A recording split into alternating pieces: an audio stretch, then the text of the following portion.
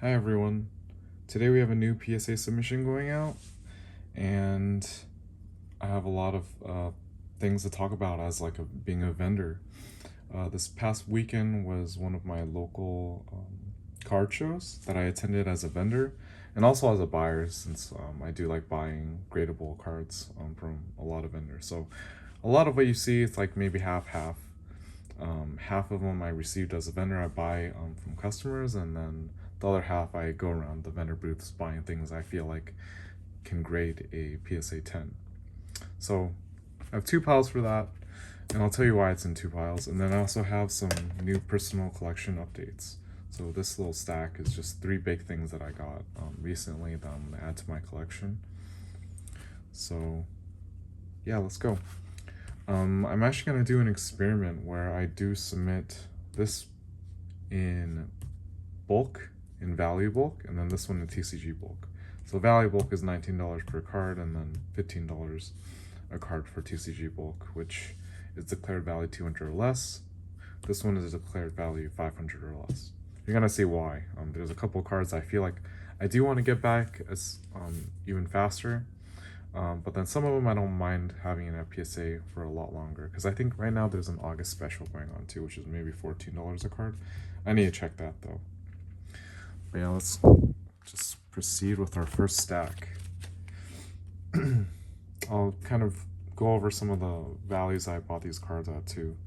I think I got this one for 70% market value. These ones, I think one I got for less than around 70%. One I bought from a vendor because I thought it was in good condition for around like $50. Rayquaza, I got this one for $3.80. I think the centering is pretty good for it. It's a little fatter here, but I think that's still okay. Everything else about this card and from Evolving Skies, it's so much better condition than the Scarlet and Violet era sets. As you can see, I'm just getting a lot of these cool alt arts because they're actually really liquid as a vendor. I might keep one of these in my collection, but we'll see. Eeveelution VMAX, got this for around, I think it's around $70 right now. This guy I actually overpaid for because a vendor next to me had two of them, and he had it priced over market. Right now the TCG market price is $80. I think that's still a steal since it's one of the more popular cards. But I bought this for $90, unfortunately, and just a little bit more, but I feel like it's really good. It's a really good contender for a 10. This card is just the art is just awesome. Because if you don't recall, Mew has like a blue bubble, and then Mewtwo had like a red, purplish bubble when they fought each other. Yeah, the art design is just awesome too. It's very simple, and then you can just see that this is like a circle. Yeah, and it has some cool, cute Pokemon on the side too that have very interesting art. As you can see, more Charizard Remaxes. I got these for around $70 to $80 each. All very good condition. Centering is pretty good for them too. And you have to notice that they're just like very crisp. I think one of these could get a 9 though, but the other ones should be 10s, but we'll see. Charizard V, for some reason this is one of the most rarest cards in Champion's Path, and it's only like $150. I feel like it should be worth more. So I always submit these guys if I can get them, but then their graded price isn't so much higher than their raw in a 10. Like in a 10 it's around $250 to $260, $70. Yeah. Got this one as a buy too. Very cool card. And Japanese is always just more gradable, but then their values aren't as good. This one I bought from another vendor too, around $100-something, I think. The Japanese 25th is worth way more than the English one. Charizard V-Star, $50. Rainbow Rose is a little harder grade. The centering is not that good for that one, but I mean, it's still nice. It sells very fast. Japanese Miriam. Waifus are kind of on the downtrend right now, but the art's awesome for it, and I think it's one of the better ones from Scarlet and Violet era. And 151, I got this one for I think $43. Someone cut me a deal once I bought a lot of these alt arts from them. I bought this Iron Crown from a local card shop. They had like a stack of 8, I think, and I picked out the best 2. Let's hope they get 10s. Raging Bull I bought from a vendor friend, listed at like $80. I bought it for $70. Very nice card, just much better than the Suicune and the Entei.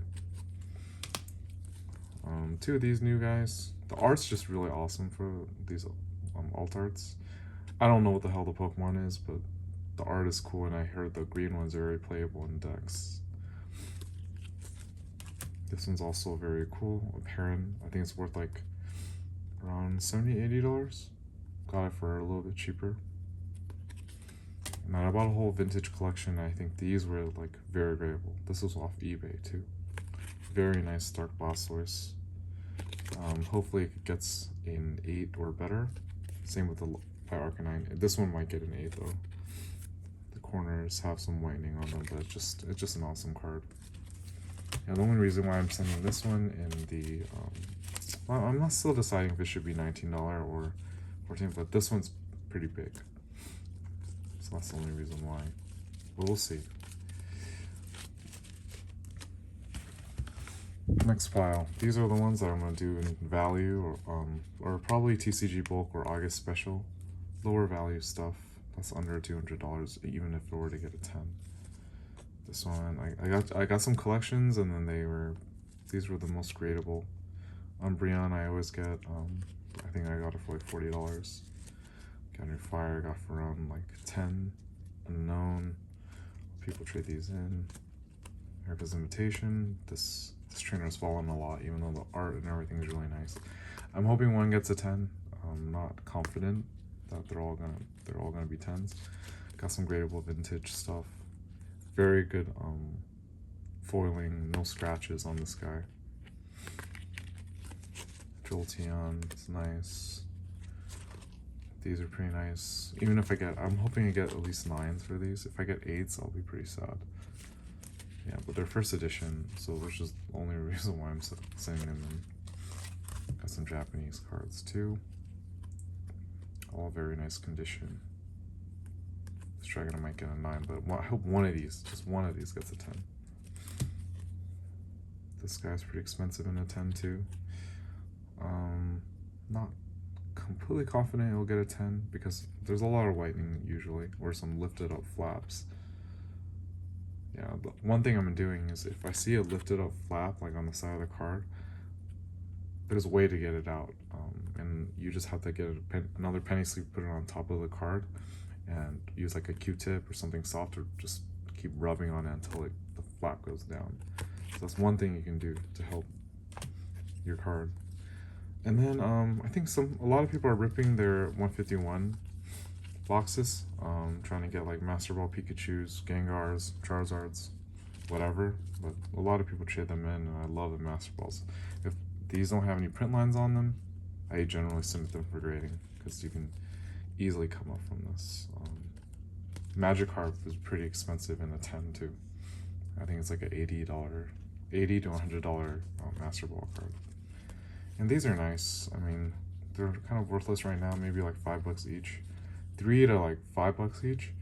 But once they're graded, they're around like, if you're gonna get a 10, you can get at least $15 profit, because it'll be around like $30 to $40 each for a 10. So hopefully these don't have any printing issues or anything, and you can get the 10s.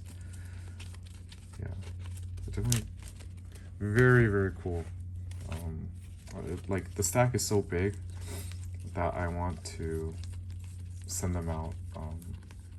I'll send them out in the same package, but then getting it delivered back to me, that's when I feel like it's okay if they split it in different submissions. You don't want everything in one package, because there's thieves, there's porch pirates and everything. Split yours out, I think it's better, and I want to see which one actually finishes up first.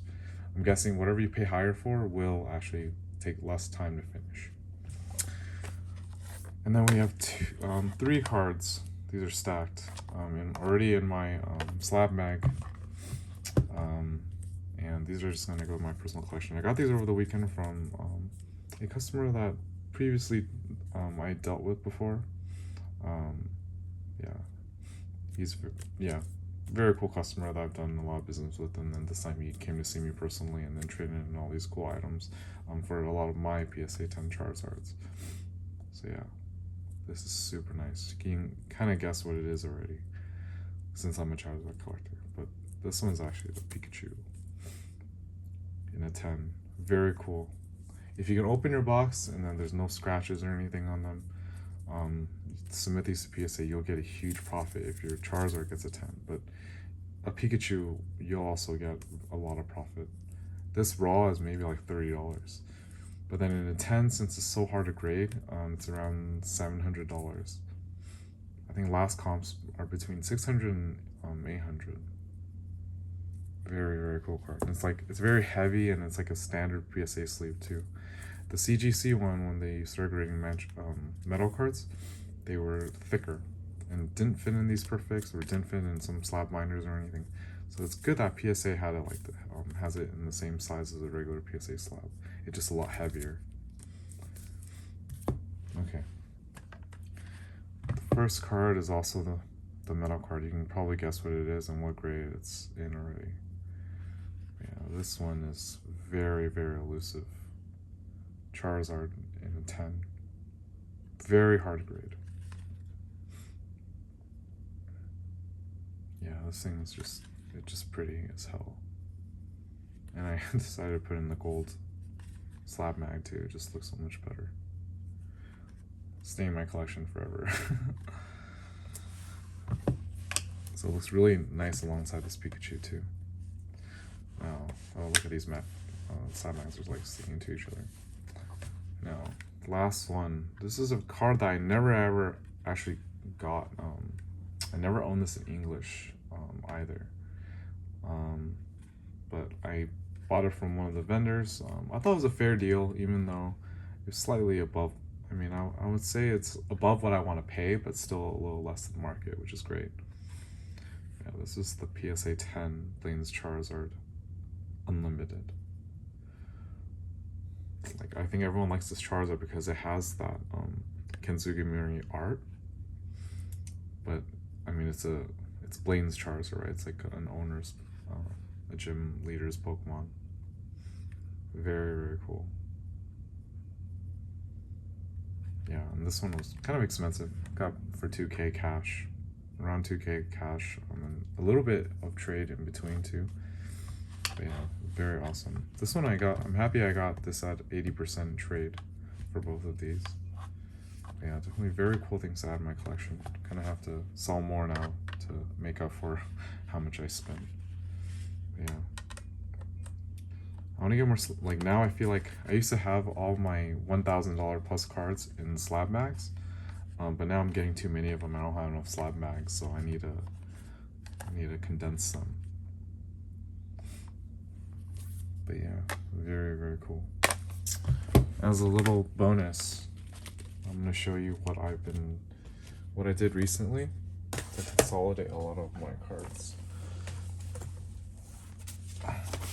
Very, very cool binder now that I bought recently, and it's a slab binder. It's very, very cool. You can see that it's like still kind of new and not sticking, but this is my personal collection. I put all of my Charizards that I own in here. I need to upgrade this. This is a 9 still, but super awesome.